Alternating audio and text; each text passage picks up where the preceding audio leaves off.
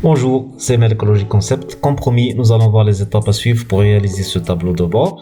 Ce tableau de bord est composé de deux parties. La partie supérieure, qui sert à présenter les chiffres, les réalisations mensuelles, comparées par rapport aux objectifs et par rapport aux réalisations de l'exercice précédent. Ou la partie inférieure consiste à présenter les chiffres encore plus en détail, un consolidé par région et un consolidé par vendeur. Notre but est de banaliser l'utilisation d'Excel. Donc nous allons voir tout au long de cette série de vidéos plusieurs formules, plusieurs fonctionnalités qui vous permettront par la suite d'adapter ce genre de tableau de bord selon vos besoins, et nous sommes là toujours à votre disposition. Si vous voulez afficher d'autres informations, nous pourrons vous aider à le faire. N'hésitez pas à nous contacter et on va commencer. Voilà notre tableau, notre source de données. Vous pouvez voir que ça représente les chiffres d'une société pour toute une année, présentés mensuellement par vendeur, par région, où sont présentés le chiffre d'affaires de l'exercice précédent, ainsi que les objectifs. Nous allons voir comment peut-on consolider un tableau pareil avec plusieurs lignes en un tableau de bord, nous permettant d'analyser notre activité d'une manière efficace. Nous commencerons par préparer nos listes déroulantes. Nous avons sur une autre feuille nos listes de vendeurs et régions. Nous allons renommer les plages correspondantes, donc la plage de données de vendeurs et la plage de données de région. Cela va nous permettre d'éditer nos listes déroulantes. Nous allons filtrer notre tableau de vendeurs pour extraire la liste des vendeurs par région. On va utiliser la fonction filtre. Pour les dernières versions d'Excel, la formule elle est propagée automatiquement.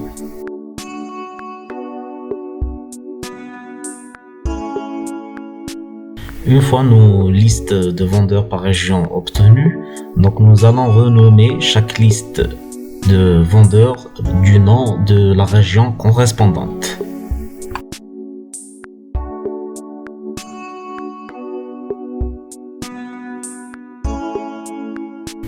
On revient sur notre tableau de bord. Là, on va programmer nos listes déroulantes. Pour le faire, on va passer par l'onglet Données, puis Validation de données, et on choisit Liste, puis la plage correspondante, ou on peut choisir le nom directement de la liste qu'on a renommée en cliquant sur F3. À cette étape, les deux listes sont indépendantes l'une de l'autre. La première elle affiche toutes les régions et la deuxième elle affiche tous les vendeurs. On va les rendre interdépendantes, ce qu'on appelle les listes déroulantes en cascade, où en affichant ou sélectionnant une région dans la première cellule, nous aurons dans la liste juste les vendeurs correspondant à cette région. Pour le faire, on va utiliser la formule indirecte qu'on va insérer à la place du nom de la plage de données qui correspondait à la deuxième liste déroulante, celle des vendeurs.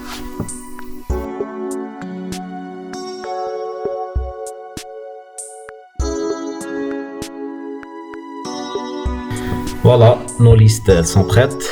Maintenant, on va s'attaquer à la récupération, à la consolidation des données du tableau dans notre tableau de bord. On va faire les sommes par mois et correspondantes à chaque colonne. Colonne qui correspond au chiffre d'affaires de l'année précédente, au chiffre d'affaires de cette année-là, et la somme des objectifs mensuellement. Voilà. Nous utiliserons pour cela la formule SOMME-CI. La formule somme-ci va nous permettre de faire la somme d'une colonne selon un critère donné. Notre critère dans la première partie de ce tableau est le mois. Donc nous allons sommer respectivement les colonnes chiffre d'affaires de l'année précédente, chiffre d'affaires de cette année et l'objectif mensuellement selon le critère mois. Je copie, je colle la même formule. Il faut noter que je dois changer la plage de la somme à chaque fois. Donc si je cherche à sommer le CA N-1, donc je sélectionne la colonne de N-1, sinon ce sera le chiffre de l'année de cette année, sinon c'est la colonne des objectifs. Maintenant, on va insérer la formule permettant de calculer le taux d'évolution par rapport à l'année précédente.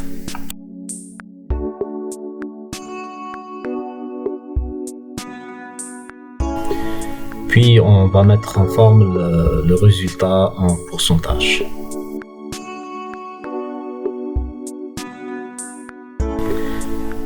Par la suite, on calcule le taux de réalisation de cette année par rapport à l'objectif.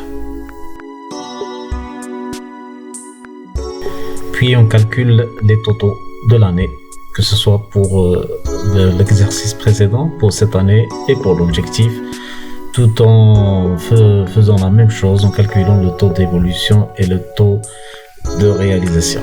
Voilà. Maintenant que notre tableau est bien renseigné, nous allons le mettre en forme. Mettre en forme les deux colonnes taux d'évolution et taux de réalisation. Pour ce qui est du taux d'évolution, on va utiliser des mises en forme qui sont déjà prêtes ou préprogrammées sur Excel. C'est les jeux d'icônes. Et pour le taux de réalisation, on va opter pour les barres de données. Et on va faire la même chose pour la ligne des totaux. Donc notre tableau actuellement est fin prêt et il nous donne déjà une visibilité sur notre chiffre d'affaires, taux de réalisation et taux d'évolution par rapport à l'année dernière mensuellement. Voilà. Notre première vidéo se termine ici. On se donne rendez-vous pour la deuxième, Inch'Allah.